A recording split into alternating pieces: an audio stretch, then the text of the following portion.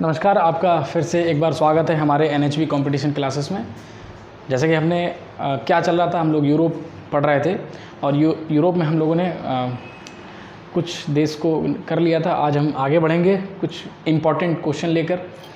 देखिए, पूरा देश पढ़ना इम्पॉर्टेंट नहीं है, उससे जो रिलेटेड इम्पॉर्टेंट क्वेश्चन है वो हमारे लिए इम्पॉर्टेंट है। बात समझ आ रही कि नहीं आ रही? देखिए कितना बार इम्पॉर्टेंट आ रहा है। तो जैसा कि हमने आपको बताया कि ये क्लास आपका जो मैप का है, जिसमें आपका जो मैप क्लास है, आप मैप क्लास का मतलब होता है आप उसे मैप में ढूंढेंगे। हम अभी मैप में आपको बताएंगे, आप उसे मैप में ढूंढिए। एटलस आपने ले लिया है, आई होप आपने एटलस लिया होगा। नहीं लिया तो आप फटाफट से खरीद लीजिए उसको। और जैसे कि टाइम हो रहा है तो टाइम को बचाते हुए हम लोग आगे बढ़ते हैं। सबसे पहले देखिए फटाफट यूरोप महाद्वीप को कंटिन्यू करते हैं। जर्मनी का कोलोन शहर किसके लिए फेमस है? तो जर्मनी का कोलोन शहर आपका मोटर वाहन के लिए, जो मोटर वाहन उद्योग है उसके लिए फेमस है। कौन कौन से? तो आपका BMW, मर्सिडीज़ वगैरह यहीं पर बनती हैं। कहाँ बनती हैं? जर्मनी के कोलोन शहर में। कहाँ बनती हैं? जर्मनी के कोलोन शहर में। और जर्मनी में ही आपका एक नदी है, राइन नदी, जो विश्व की सबसे स्वच्छ नदी कही जाती है। विश्व की कही जाती है, क्या मतलब है, ठीक है। आप अगर उसमें कॉइन्स भी कोई डालेंगे ना तो वो आपको नीचे तक दिख जाएगा। इतना मतलब कहने का स्वच्छ है। समझ में आ रहा है कि नहीं आ रहा? और कहने के लिए कहा जाएगा तो उसमें जो भी मतलब एक्सपोर्ट होता है या इंपोर्ट होता है, यानी आवागमन कोयले का होता है। बात मान के चलिए, जिस नदी से कोयला का आना जाना हो रहा है वो इतनी साफ़ है। समझ में आ रहा है कि नहीं आ रहा है? अब सफाई की बात आती है तो अपनी नदी आती है गंगा। कौन सी नदी आती है? गंगा, ठीक है। पूरा ट्रक गिर जाएगा वो तक नहीं मिलेगा उसमें।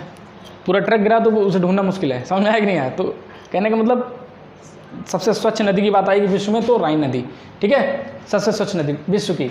उसके बाद देखिए डेनमार्क आ गया। डेनमार्क की राजधानी कोपेनहेगन है। डेनमार्क की राजधानी कोपेनहेगन। राजनीतिक रूप से कहाँ आता है? यूरोप में। राजनीतिक रूप से कहाँ आता है? राजनीतिक रूप से आता है यूरोप में। कहाँ पर आता है? यूरोप में। लेकिन भौगोलिक स्थिति कहाँ है? एशिया में। भौगोलिक स्थिति से एशिया में आता है। बात समझे नहीं है? यहाँ पर एक गाय पाई जाती है, गाय है होस्टीन काओ। एक दिन में 100 लीटर दूध देती है। अब एक दिन का मतलब ये समझना, एक टाइम में नहीं, दोनों टाइम में 100, 50-50। समझ में आ रहा है कि नहीं आ रहा? जब भी हम कहते हैं कि हाँ कितना दूध देती है, 50 लीटर, तो 25 सुबह 25 शाम, ऐसा होता है। ये नहीं कि 50 एक बार देगी 50 एक बार। बात समझ में नहीं है? तो 100 लीटर दूध देती है, ठीक है, दोनों टाइम में।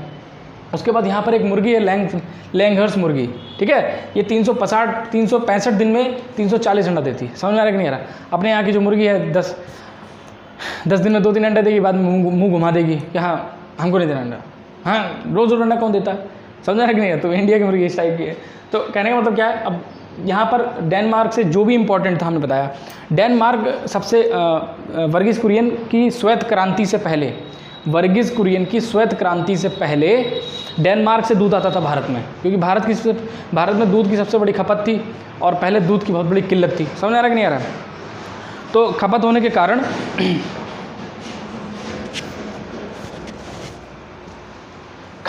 कारण जो है आता था दूध डेनमार्क से। डेनमार्क ने एक बार बयान दिया, मतलब अपना उसमें अखबार में, कि हम भारत को दूध नहीं देंगे, समझ रहे? तो ठीक है भैया, ना दो। हमारे वर्गीस कुरियन ने श्वेत क्रांति ला दी। समझ आ रहा है कि नहीं आ रहा? अब वो जितना वहाँ प्रोडक्शन होता है डेनमार्क में प्रेजेंट टाइम में जितना दूध का प्रोडक्शन होता है, उतने की हमारे यहाँ भारत सुबह चाय पी जाता है।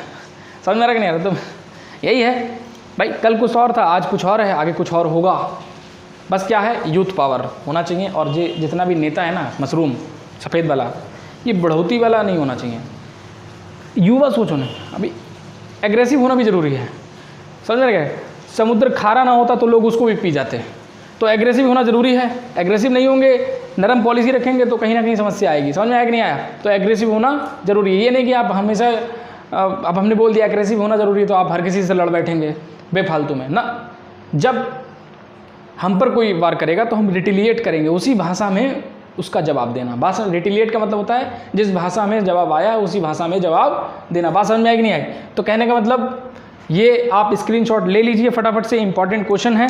और जैसा कि हम आगे अब इसको शुरू करेंगे,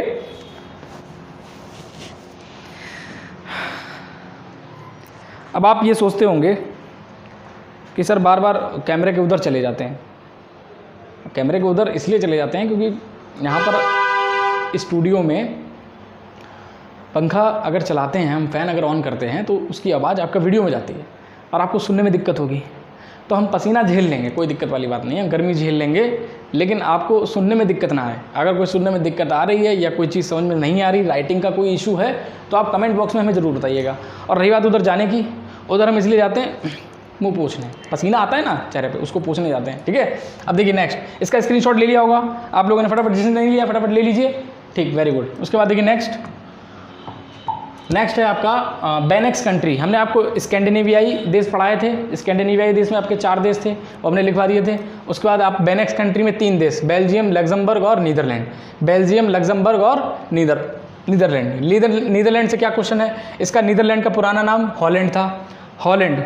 नीदरलैंड का पुराना नाम हॉलैंड, नीदरलैंड का पुराना नाम हॉलैंड। बात समझ में आई कि नहीं, हॉलैंड से ही, हॉलैंड के ही डच थे जो भारत में आए थे, तो डच कहाँ के थे, हॉलैंड यानी नीदरलैंड। नीदरलैंड में ही यहाँ पर आपका क्या है, द हेग सिटी है एक, जहाँ पर इंटरनेशनल कोर्ट है, अंतर्राष्ट्रीय न्यायालय। उसके टोटल जज जो हैं आपके 15 जज हैं। 15 जज का कार्यकाल 9 वर्ष होता है। अगर पूछेगा भारतीय कौन है, तो भारतीय आपके दलवीर भंडारी हैं, इस समय प्रेजेंट टाइम में दलवीर भंडारी हैं, जिनका कार्यकाल 2026 तक रहेगा। बात समझ में नहीं आई। अगर पूछेगा पहले कौन थे, यानी कि अंतर्राष्ट्रीय न्यायालय के भारतीय जज कौन थे सबसे पहले, तो उसका आंसर होगा नरेंद्र सिंह। कौन होगा, नरेंद्र सिंह। बात समझ में नहीं आई। उसके बाद आ जाइए इधर बेल्जियम की राजधानी ब्रुसेल्स, आप लोग सब लोग जानते हैं, नाटो और यूरोपियन यूनियन का जो हेडक्वार्टर है आपका ब्रुसेल्स बेल्जियम में है। समझ में आ रहा है कि नहीं आ रहा है। नाटो आपका एक संगठन है जो लगभग 31 देश का, प्रेजेंट टाइम में 31 देश हैं, पहले 30 थे। 31वां देश बना है आपका फिनलैंड। फिनलैंड की राजधानी है हेलेंस्की। फिनलैंड को झीलों का देश भी कहा जाता है, झीलों का देश फिनलैंड। बात समझ में कि नहीं आई। तो फिनलैंड शामिल हुआ अभी नाटो में, हाल ही में हुआ है। नाटो की स्थापना 1949 में हुई है। कब हुई है, 1949 में हुई है। 31 देश का एक संगठन है।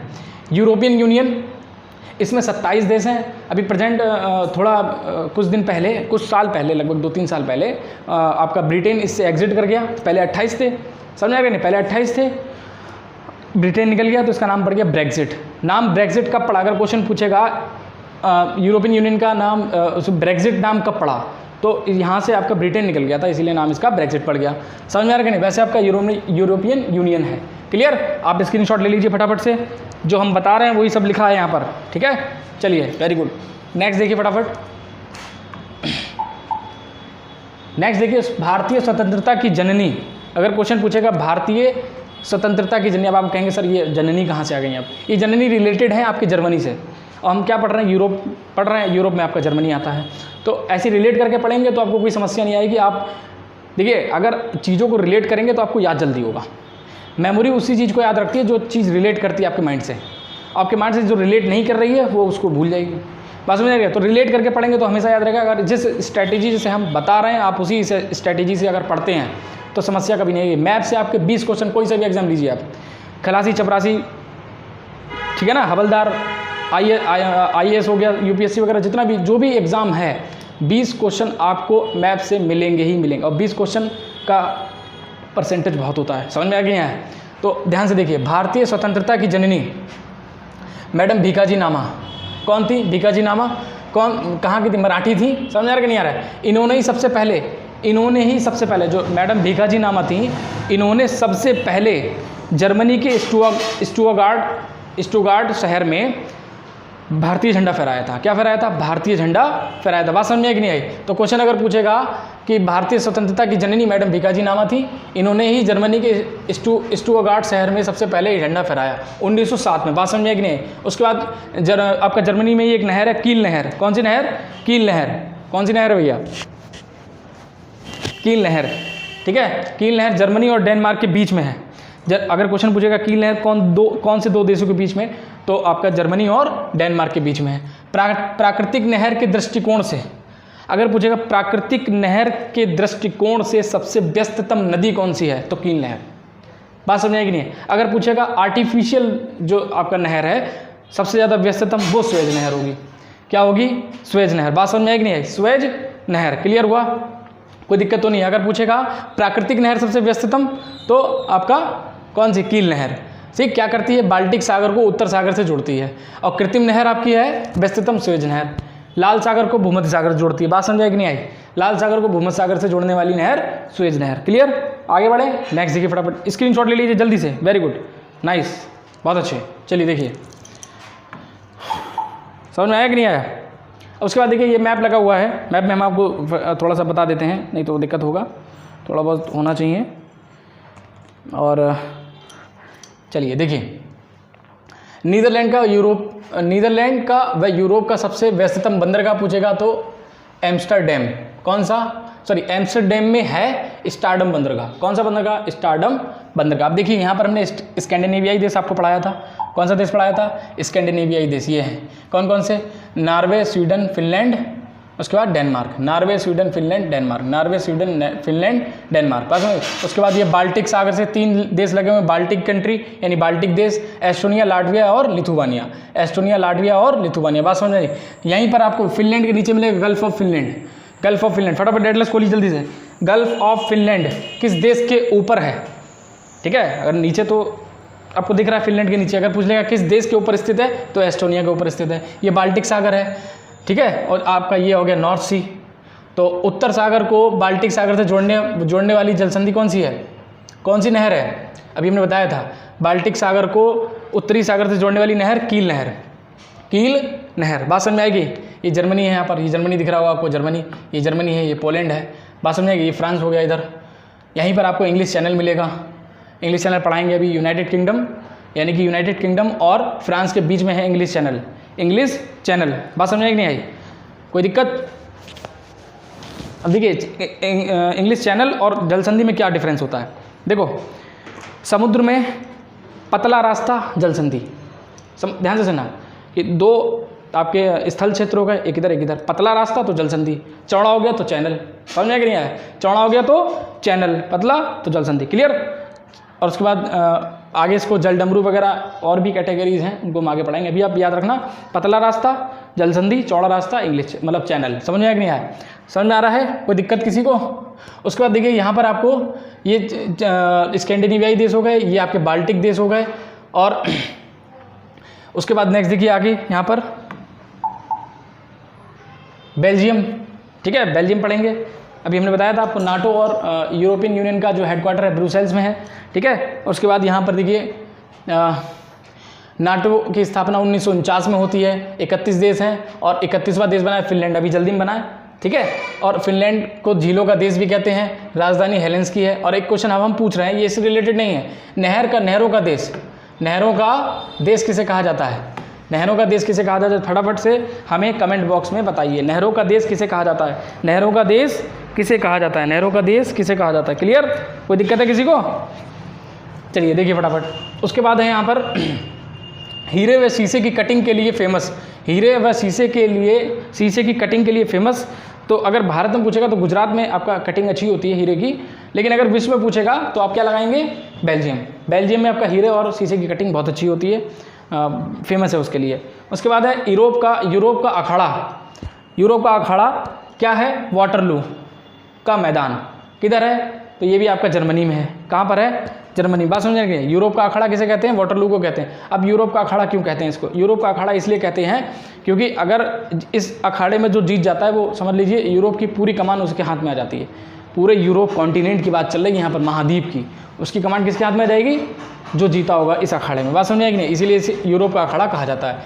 EU का संसद, देखिए एक संगठन है 27 देश का, हमने बताया यूरोपियन यूनियन एक संगठन है, 27 देश का संगठन है, जिसका हेडक्वार्टर आपका ब्रुसेल्स बेल्जियम में है। उसका पूरा एक संगठन का एक बना रखा है संसद, जो कि लग्जमबर्ग में है। अब देखिए कितना अच्छी बात है ये कि एक सभी देशों का एक संसद बना दिया। यहाँ पर एक संसद में गदर मचा देते हैं विपक्ष वाले, वहाँ टेबल कूटने लगते हैं, वहाँ टेबल पर चढ़ जाएंगे, तुम बैठो तुम उठोगे वगैरह 20 बातें।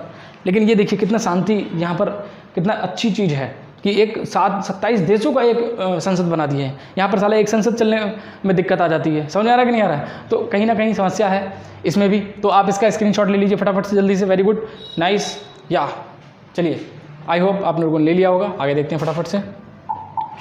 उसके बाद है ब्रिटेन। ब्रिटेन पढ़ेंगे हम लोग, ब्रिटेन को थोड़ा सा पढ़ेंगे और ब्रिटेन थोड़ा बहुत हम नेक्स्ट वीडियो में पढ़ेंगे, क्योंकि टाइम भी हो रहा है और जो है बहुत जल्दी हम पढ़ा रहे हैं इसको। और अगर ज़्यादा जल्दी हो रहा है तो आप लोग बता दीजिए, हम धीरे धीरे एक्सप्लेन भी कर देंगे, कोई दिक्कत वाली बात नहीं है। अगर हम तेज़ एक्सप्लेन कर सकते हैं तो हल्के भी कर सकते हैं। आप लोग बताइए कमेंट बॉक्स में, हम तो उसको देखेंगे।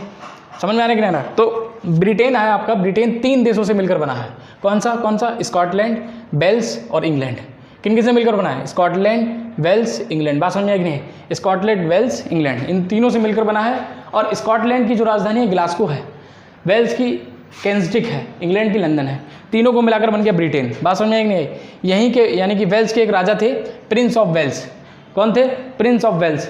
कहाँ के? वेल्स के एक राजा थे प्रिंस ऑफ वेल्स। इन्हीं की याद में महाराष्ट्र में गेटवे ऑफ इंडिया बनाया गया। ठीक है, आप लोग इसको याद रखिएगा।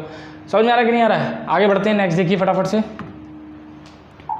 उसके बाद है इंग्लैंड की महारानी की याद में क्या बनाया गया? तो विक्टोरिया मेमोरियल बनाया गया था। बात समझ में आई कि नहीं आई? उसके बाद देखिए इंग्लैंड के ही ए.ओ. ह्यूम थे, ए.ओ. ह्यूम, इन्होंने ही क्या किया था? कांग्रेस की स्थापना की थी। कांग्रेस की स्थापना किसने की? ए.ओ. ह्यूम ने। कहाँ के थे ये? इंग्लैंड के थे। ऑक्सफोर्ड और कैम्ब्रिज यूनिवर्सिटी किधर है? इंग्लैंड, लंदन में आपका। ठीक है, ऑक्सफोर्ड और कैम्ब्रिज यूनिवर्सिटी कहाँ पर है? इंग्लैंड और लंदन में। क्लियर हो रहा है कि नहीं हो रहा है? किसी को कोई समस्या? आगे देखिए, दुनिया की पहली ट्रेन 1825 में बनाई गई। कब बनाई गई? 1800 बनाई नहीं गई, चलाई गई, सॉरी, यहाँ पर बनाई नहीं गई। ठीक है, पहली ट्रेन विश्व में कहाँ चली? तो 1825 में मैनचेस्टर व लिवरपूल के बीच। मैनचेस्टर आपका वेल्स में था, लिवरपूल आपका इंग्लैंड में था। ठीक है, तो इन दोनों के बीच में चलती है आपकी पहली ट्रेन। समझ में आया कि नहीं आया? और भारत में 1853 हमने बताया था आपको, मुंबई से ठाणे। चलिए नेक्स्ट देखिए फटाफट से। बताया गया था, अभी जब हम भारत पढ़ाएंगे तब बताएंगे आपको। स्क्रीनशॉट ले लीजिए फटाफट से। जो नए बच्चे हैं वो स्क्रीनशॉट जरूर लें।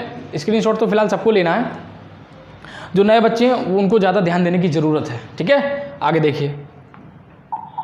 उसके बाद है आपका स्कॉटलैंड और वेल्स और इंग्लैंड, इन दोनों को मिलाकर बना है ब्रिटेन। और ब्रिटेन में जब आप उत्तरी आयरलैंड मिला देंगे तो बन जाएगा यूनाइटेड किंगडम। ये समझने वाली बात है। यूनाइटेड किंगडम, इंग्लैंड और आपका ब्रिटेन, ये अलग है। ब्रिटेन कब बना है? स्कॉटलैंड, वेल्स और इंग्लैंड, तीन देश को मिलाकर बना है ब्रिटेन। और ब्रिटेन में जब हम मिला देंगे उत्तरी आयरलैंड तब बन जाएगा यूनाइटेड किंगडम। और उत्तरी आयरलैंड की राजधानी है बेलफास्ट। समझ में आया कि नहीं आया ये बताइए फटाफट। बहुत ही खुशी है हमें इस बात की कि आप लोग जो है सभी समझ जाते हैं, हमारी बातों को अच्छे से समझ पाते हैं।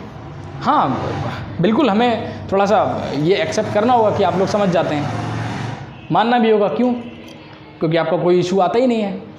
और इशू कहाँ पर आएगा? कमेंट बॉक्स में आएगा। अगर कोई होगा तभी तो आएगा ना, इसका मतलब कोई इशू नहीं है। अगर है तो आप लोग फटाफट से इशू कीजिए, अगर है तो। और इसे हम टू भी कंटिन्यू करेंगे। आज के लिए इतना ही छोड़ते हैं, आगे हम फिर ब्रिटेन को स्टार्ट करेंगे। ब्रिटेन से जो इम्पोर्टेंट क्वेश्चन हैं उनको पढ़ेंगे। तो आज के लिए इतना ही। आप सब लोग यूँ ही हंसते रहिए, मुस्कुराते रहिए, देखते रहिए NHB कंपटीशन क्लासेस। और चलिए आज के लिए इतना ही। जय हिंद।